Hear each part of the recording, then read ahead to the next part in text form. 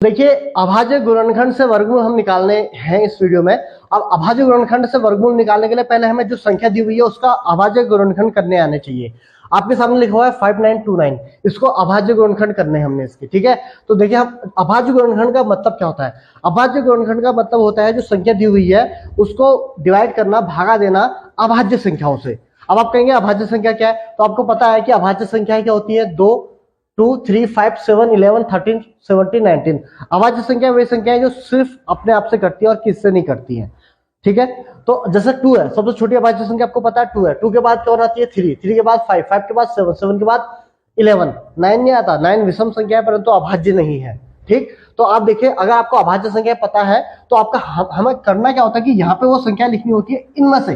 अगर पहले हम इस संख्या को चेक करेंगे, क्या ये संख्या 2 से कट रही है, हम कहेंगे भाई इस संख्या के लास्ट में क्या है आपका विषम संख्या है। तो अगर इस संख्या के लास्ट में विषम संख्या है तो 2 से तो किसी हाल में नहीं कटने वाली, तो हम इसे 2 से डिवाइड नहीं करेंगे। अब 2 के बाद आप इसको सीधे चेक करोगे 3 से। आप 2 से डिवाइड किया आपने, उसके बाद आप इसे 3 से चेक करोगे, 3 से चेक करोगे। तो देखो अब 3 से संख्या कट रही है नहीं कट रही है, तो अब देखो हम क्या करेंगे, 3 से कैसे भागा देते हैं, 3 एकम 3, 3 एकम 3, कितना बचा 2, 29 हो गया। 3 नम 27, 28, 29, 2 बचा, ये 22 हो गया। तो 7 या 21, फिर 1 बचा 19 हो गया। अब 3 से तो 19 कटता ही नहीं है ना।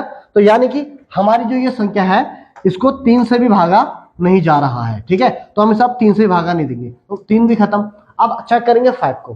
तो देखो 5 से कौन संख्या कटती है, जिन संख्या के लास्ट में इकाई का अंक जो है वो या तो 0 हो या 5 हो, वो संख्या आपका क्या होगा, वो संख्या जो है 5 से कटेगी। तो इस संख्या के लास्ट में ना तो 0 है ना 5 है, तो यानी कि ये संख्या हम 5 से भी नहीं कटने वाली है। अब हम चेक करेंगे डायरेक्ट इसके बाद 7 से, ठीक है। तो 7 से चेक करा इसके बाद हमने, तो 7 से हम करेंगे तो 7 7 50 60 56, 7 9 63, तो 7 8 56, 7 8 56, 57 58 59, 3 बचा आपका, ठीक है।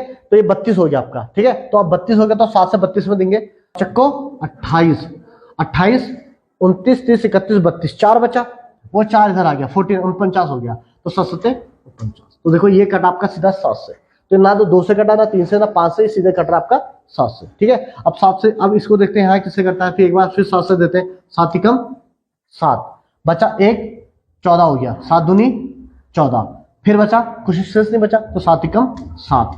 अब देखो जब जैसे आपका 221 आएगा, अब आप इसे 2 से तो देंगे नहीं क्योंकि लास्ट में क्या है आपका विषम संख्या है, 2 से भागा जाएगी नहीं। फिर 3 से भागा दीजिए, तो 3 चक्को 12, 3 चक्को 12, अगर आपसे 3 से भागा देंगे, 3 चक्को 12, 1 बच जाता है, यानी कि ये भागा संख्या 3 से भी नहीं जा रही है। फिर 5 से चेक करा तो 5 से वो संख्या कटती है इसके लास्ट में 0 हो या 5 हो, तो ये 5 से भी नहीं कट रही है।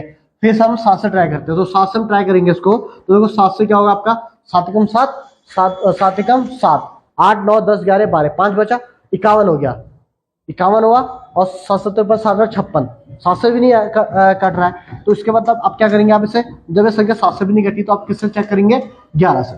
अरे बस समझ में, हम अब 11 से चेक करेंगे, तो 11 से देखो 11 एकम 11, तो कितना बचा, ये 12 है, 1 बचा, वो 1 यहाँ चले गया, तो 11 एकम 11।